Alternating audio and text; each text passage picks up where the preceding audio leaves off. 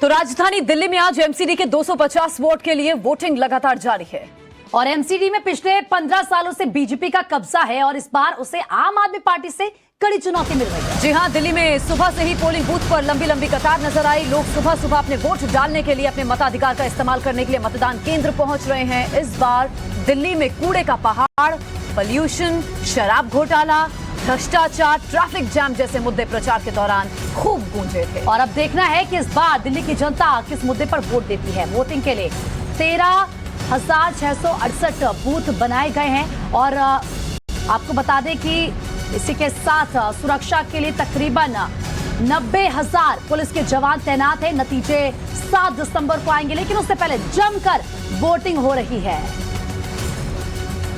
ये तस्वीर हम आपको दिखा रहे हैं। लोग अपने मताधिकार का इस्तेमाल करने के लिए मतदान केंद्रों पर पहुंच रहे हैं। 250 वार्ड पर यह मतदान चल रहा है। 1349 उम्मीदवार मैदान में हैं और राजधानी दिल्ली के इस एमसीडी इलेक्शन में मुख्य मुकाबला भारतीय जनता पार्टी और आम आदमी पार्टी के बीच देखा जा रहा है। हालांकि कांग्रेस ने भी एड़ी चोटी का जोर लगाया है निगम में काबिज होने के लिए। बहरहाल ये देखने वाली बात होगी जब 7 तारीख को नतीजे सामने आएंगे, लेकिन तस्वीर हम आपको एक एक दिखा रहे हैं किस तरह लोग बढ़ चढ़कर हिस्सा ले रहे हैं। बिल्कुल, और देखिए 2017 के जो चुनावी नतीजे थे वो भी आपको बता रहे हैं, क्योंकि कुल सीट 272 थी और ऐसे में सबसे ज्यादा सीट पर बीजेपी काबिज हुई थी। उसके बाद आम आदमी पार्टी, फिर कांग्रेस और फिर अन्य। और देखिए किस तरीके से हमारे तमाम जो सहयोगी हैं, अभिषेक और भावना किशोर इस वक्त हमारे साथ जुड़ चुकी है। भावना, आप बताएं कि कहां पर आप मौजूद हैं और वहां से क्या तस्वीर देख पा रही हैं। कितने मतदाता लग रहा है कि घर से निकलकर जोरों के साथ वो वोटिंग कर रहे हैं? कोई बात नहीं, भावना के पास हम जाएंगे। अभी मैं अभिषेक के पास चली जाती हूँ। Abhishek ji, over to you. क्या तस्वीर आपके आसपास है? देखिए, बिल्कुल अभी जो है बिदुरी साहब यहाँ पे आए हुए हैं वोट डालने के लिए और ये जो एरिया है तुगलकाबाद का वो काफी ज्यादा जो है वो मायने रखता है, क्योंकि ये साउथ दिल्ली का इलाका है और रमेश बिदुरी भी जो है वो अभी वोटिंग डालने के लिए पहुंचे। हम इनसे बात करेंगे, लेकिन पहले एक तस्वीर हम आपको दिखाना चाहेंगे। जरा इन तस्वीरों को देखिए, कितनी ज्यादा तादाद में जो लोग हैं वो निकल के बाहर आ रहे हैं और उसके बाद वोट डाल रहे हैं। चाहे महिलाओं की बात करें, चाहे जो नए वोटर्स हैं उनकी बात करें, चाहे बुजुर्ग की बात करें, हर कोई यहाँ पे पहुंच रहा है और अपने मताधिकार का प्रयोग कर रहा है। क्योंकि देखिए ये एमसीडी इलेक्शन जो है ये 2024 के जो मेन लोकसभा चुनाव है उसके पहले का एक सेमीफाइनल कह सकते हैं, क्योंकि ये जो जनता है ये दिल्ली का मूड अब बता देगी कि आखिर 2024 में किस तरीके के रुझान जो है वो हो सकते हैं। इसको लेकर देखिए कितनी भारी तादाद में जो लोग हैं वो निकल रहे हैं और उसके बाद वोट डाल रहे हैं, अपने मताधिकार का प्रयोग कर रहे हैं। और धीरे धीरे करके जैसे जैसे समय बीतता जा रहा है वैसे वैसे लोग भी जो है वो काफी ज्यादा निकल रहे हैं और वोट डाल रहे हैं। जरा एक और तस्वीर देखिए, सुरक्षा के लिहाज से भी यहाँ पे काफी ज्यादा इंतजाम किए गए हैं। दिल्ली पुलिस के जो जवान हैं उनको लगाया गया है। यहाँ पे एक एक जो व्यक्ति है उनको चेक किया जा रहा है ताकि कोई भी ऐसा असामाजिक तत्व जो है वो इस भीड़ में ना पहुंचे और उसके बाद किसी भी तरीके से यहाँ पे कानून व्यवस्था की स्थिति खराब ना हो। तो यहाँ पे देखिए ये काफी वीवीआईपी सीट है। खुद जो सांसद हैं वो यहाँ पे पहुंचे वोट डालने के लिए। हम उनसे बात भी करेंगे और जानने की कोशिश करेंगे कि आज जब वो वोट डाल रहे हैं तो किन मुद्दों पे डाल रहे हैं और जिस तरीके से आरोप प्रत्यारोप का पूरा जो दौर चला है एमसीडी चुनाव में उस पे उनका क्या कहना है। क्योंकि देखिए ये जो है ये काफी ज्यादा महत्वपूर्ण सीट है और ये सीट जो है ये निर्धारित करेगा कि इस इलाके में एमसीडी का जो दौर है, एमसीडी की जो लहर है वो किस तरफ जाएगी। परिसीमन के बाद ये एमसीडी का पहला चुनाव है। ऐसे में चाहे आम आदमी पार्टी हो, भारतीय जनता पार्टी हो या कांग्रेस हो, सब चाहते हैं कि इस बार यहाँ पे एमसीडी में वो काबिज हो जाए, क्योंकि सबका ये कहना है कि हम जो है काम कर रहे हैं और हमें जो है हमारे काम का परिणाम मिलना चाहिए, हमारे काम का जो नतीजा है वो हमें मिलना चाहिए। तो हम एक बार कोशिश भी करेंगे कि जो सांसद हैं रमेश बिदुरी, उनसे बातचीत करें और ये जानने की कोशिश करें कि आखिर इनके क्या मुद्दे रहे हैं और इन मुद्दों को किस तरीके से वो इस बार इलेक्शन में भुना रहे हैं। क्योंकि ये काफी अहम सीट है और इस सीट के ऊपर जिस तरीके से मतदान चल रहा है वो कहीं ना कहीं एक जो बात इशारा कर रहा है कि जिस भी तरफ ये जो वोटर्स का पाला पड़ेगा वो जनता जो है उधर घुसेगी, उधर जाएगी और उसके बाद 7 तारीख को जब नतीजे आएंगे तो उसके बाद तय होगा और उस जो है ये तय होगा कि आखिर एमसीडी के सिंहासन सिंहासन पे कौन बैठेगा। पिछले काफी समय से बीजेपी जो है वो काबिज है। ऐसे में अब देखना यह होगा कि आखिर इस बार 2022 के एमसीडी के चुनाव में किस तरफ जो वोट है वो जाता है और किस तरफ होता है। रमेश जी, आप हमारे साथ हैं, लाइव जनता जुड़ी हुई है। पहले तो जनता से आप क्या अपील करना चाहेंगे इस चुनाव? जनता से मेरी यही अपील है कि जनता अपना वोट कास्ट करने चलाए दिल्ली के विकास के लिए, दिल्ली को विश्व स्तरीय राजधानी बनाने के लिए। केजरीवाल साहब ने केवल नारे दिए थे, किया कुछ नहीं है, लेकिन दिल्ली में बीजेपी इस बात को करेगी। पिछली बार फंडिंग नहीं दी जो, उसके लिए नया कानून लगाकर एक मेयर यूनिफाइड इसलिए किया गया है कि अब केंद्र से पैसा आएगा और सफाई कर्मचारियों की सैलरी मिलेगी, टीचरों की सैलरी मिलेगी, पेंशन मिलेगी, वृद्धावस्था पेंशन मिलेगी और विधवा पेंशन मिलेगी। वो सब काम को करने के लिए यूनिफाइड किया गया है। एमसीसी कंडक्ट का भी एक मामला सामने आया आम आदमी पार्टी कैंडिडेट का, क्या कहेंगे आप? उनकी फितरत ही ऐसी है, उनकी फितरत यही है, वो अनार्की टाइप के लोग हैं। वो क्रिमिनल पोस्को के मुलजिम से मालिश करा सकते हैं, इससे घृणित कार्य और क्या हो सकता इस है। बार के मुद्दे अगर आप जीतते हैं तो क्या रहेंगे? मुख्य मुद्दा है दिल्ली के स्कूलों को वर्ल्ड वाइड हम स्मार्ट क्लास, हमारे 900 एमसीडी के स्कूलों में चल रही है, 1600 स्कूल एमसीडी के, सभी स्कूलों में स्मार्ट क्लास प्रारंभ करेंगे। दुनिया के 10 बड़े विश्व स्तरीय स्कूलों में नंबर 10 में दिल्ली का स्कूल आया एमसीडी का। ये सौभाग्य है दिल्ली वालों का। दिल्ली सरकार का स्कूल नहीं आया टाइम, उसमें न्यूयॉर्क टाइम में भले ही ऐड देकर ऑडिटोरियल देकर खबर छपा दी हो केजरीवाल ने पैसा देकर, जो दिल्ली की जनता का है, लेकिन दुनिया के टॉप 10 स्कूलों में एमसीडी का स्कूल आया। ये दिल्ली के लोगों को बधाई। देखिए, तो हमारे साथ अभी रमेश बिधूड़ी थे, जिनका साफ तौर पे ये कहना था कि जो इलेक्शन है वो इलेक्शन इस बार जो लड़ा जा रहा है वो विकास के मुद्दे पे लड़ा जा रहा है और उसके बाद जो है यहाँ पे वो जीत अपनी सुनिश्चित करना है। जी ठीक है, तो रमेश बिधूड़ी जिस मतदान केंद्र पर अपने मताधिकार का इस्तेमाल करने पहुंचे हैं वहां पर अभिषेक मौजूद है, भावना किशोर के पास भी मैं जाऊंगी। उस मतदान केंद्र पर अरविंद केजरीवाल खुद पहुंचेंगे। बहरहाल पहले मैं प्रेरित के पास जा रही हूं, पटेल नगर से हमारे साथ लाइव जुड़े हैं। प्रेरित, आपके आसपास क्या तस्वीर है और यहाँ कौन सी बड़ी शख्सियत पहुंच रही है अपने मताधिकार का इस्तेमाल करने?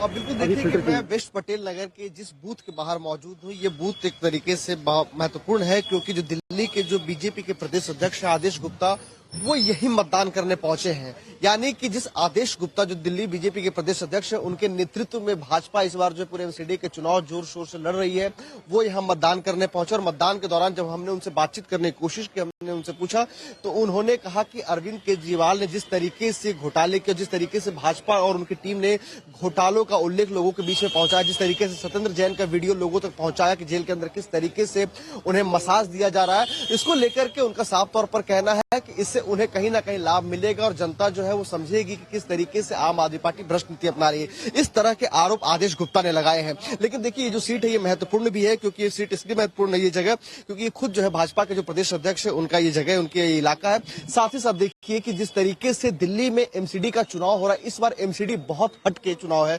क्योंकि इस बार पूरे तरीके से एमसीडी को यूनिफाइड कर दिया गया है।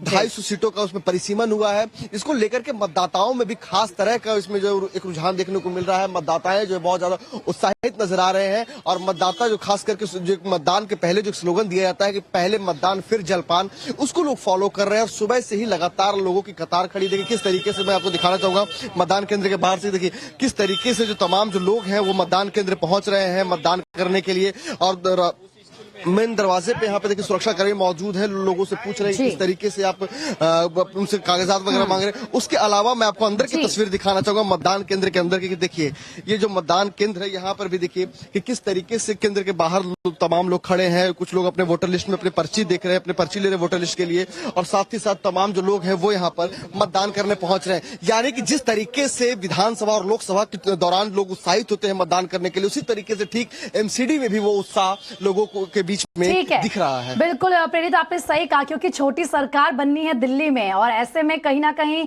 जो वोटर्स हैं वो घर से बाहर निकल रहे हैं, वो समझ रहे हैं कि आखिर उनके मुद्दे क्या हैं। भावना किशोर का रुख कर लेते हैं, सिविल लाइन से वो हमारे साथ जुड़ी हैं सिविल लाइंस में, क्योंकि खुद सीएम अरविंद केजरीवाल पहुंचेंगे वोट डालने के लिए। भावना, कितनी देर में वहां पर अरविंद केजरीवाल पहुंचेंगे और जो वोटर्स हैं उनका क्या कहना है? क्या पहाड़ों के जो कूड़ा का पहाड़ है वो एक बड़ी समस्या है, सड़कें जो गंदी रहती है वो समस्या है, या फिर कुछ और मुद्दे उनके? अब बिल्कुल आपको बता दें कि अगले 20 मिनट में दिल्ली के मुख्यमंत्री अरविंद केजरीवाल इसी पोलिंग बूथ पर पहुंचने वाले हैं और लिहाजा जिस तरह से आप पूछ रही थी कि लोगों के मुद्दे क्या हैं, तो अलग अलग मुद्दे हैं। कोई बदलाव चाहता है, कोई ये चाहता है कि स्कूल ठीक हो, आसपास के जो एमसीडी स्कूल से हमने देखे तस्वीरें कि किस तरह से एमसीडी स्कूल के हालात है, अस्पताल कुछ लोग चाहते हैं ठीक हो, कोई चाहता है साफ सफाई हो, सुरक्षा की दृष्टि से दिल्ली की तस्वीरें बदले। तो तमाम अलग अलग मुद्दे हैं और जिस तरह से हमने देखा कि इस बार आम आदमी पार्टी वर्सेस बीजेपी का कड़ा मुकाबला होने वाला है और आज जनता के हाथ में वो चाबी है। जनता ईवीएम के बटन पे दबाएगी और देखिए किसकी जीत होती है। लेकिन फिलहाल इसके पहले यहाँ पे देख सकते हैं कि ठीक मेरे पीछे की तस्वीरें आप देख सकते हैं कि यहाँ पर किस तरह से मीडिया का जमावड़ा है, क्योंकि दिल्ली के मुख्यमंत्री अरविंद केजरीवाल वोट कास्ट करने के लिए पहुंचने वाले हैं। 250 वार्ड है, परिसीमन के बाद ये पहला चुनाव है जहां 250 वार्ड पे चुनाव होने वाले हैं और ऐसे में बीजेपी ने, आपको याद होगा कि चुनाव प्रचार के दौरान बड़े बड़े चेहरों को उतारा है, यानी कंपटीशन जो है वो काफी ज्यादा टफ है। 15 साल से बीजेपी काबिज है और ऐसे में बड़ा सवाल ये भी है कि क्या आम आदमी पार्टी एमसीडी में अपनी सरकार बना पाएगी, क्योंकि दिल्ली में जिस तरह से मुख्यमंत्री अरविंद केजरीवाल पिछले 3 टर्म से मुख्यमंत्री रह चुके हैं और क्या ये तस्वीरें बदलने वाली है, क्या एमसीडी में जिस तरह से बीजेपी 15 साल से काबिज है। और बड़ा सवाल ये है कि आम आदमी पार्टी ने कूड़े के मुद्दे को लेकर इस बार काफी ज्यादा जोर लगाया है कि कूड़े जो है वो साफ नहीं हुए हैं और ऐसे में साफ सफाई, सड़क, हर बहुत सारे ऐसे मुद्दे रहे हैं जिसको लेकर आम आदमी पार्टी इस बार उतरी थी प्रचार में। तो क्या लगता है कि लोगों के लिए ये चीजें बदलाव की दृष्टि से वो देख रहे हैं, क्योंकि कुछ लोग हैं आते हुए हम नजर आ रहे हैं, उनसे बात कर लेते हैं। क्योंकि देखिए लिहाजा सिविल लाइंस का एरिया है, पॉश लोकेशन है, तो धीरे धीरे करके लोग पहुंच रहे हैं। कुछ लोग, आपने वोट कास्ट कर दिया sir? Yes ma'am. Vote cast कर दिया आपने? नहीं मैम, अभी जा ही रहे हैं हम लोग। क्या नाम है आपका सर? मेरा नाम राजेश नायक है। राजेश जी, कैसा लग रहा है सबसे पहले तो, और किस तरह से देखते हैं आप एमसीडी चुनाव इस बार? मैम देखिए, मैं तो यही चीज कहूंगा कि इस बार थोड़ा सा बदलाव का थोड़ा सा मेरा मन है करने का, तो देखते हैं। अच्छा, मतलब मुद्दे क्या, बदलाव तो चाहते हैं लेकिन मुद्दे भी तो होंगे जिसको लेकर ये चीज है कि दिल्ली को थोड़ा सा पोल्यूशन फ्री करने के लिए, और दूसरी चीज ये कि एक तो ट्रैफिक बहुत ज्यादा है दिल्ली के अंदर, तो सोचते हैं कि इसी वजह से थोड़ा सा। क्यों आपके पार्षद साहब आपके इलाके से आप खुश नहीं हैं? आपसे खुश नहीं? नहीं, उनसे नहीं थे। अच्छा मैम, आपका क्या नाम है?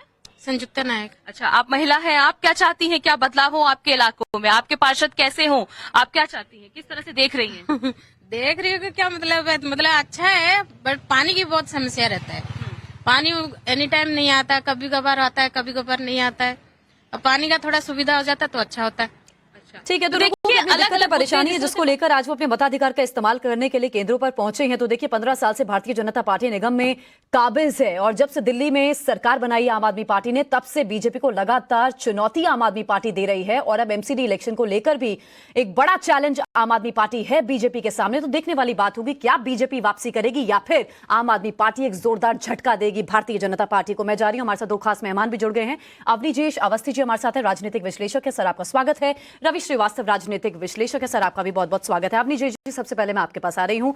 अरविंद केजरीवाल ने अभी वोट कास्ट नहीं किया है, लेकिन वोट कास्ट करने से पहले लोगों से अपील की है।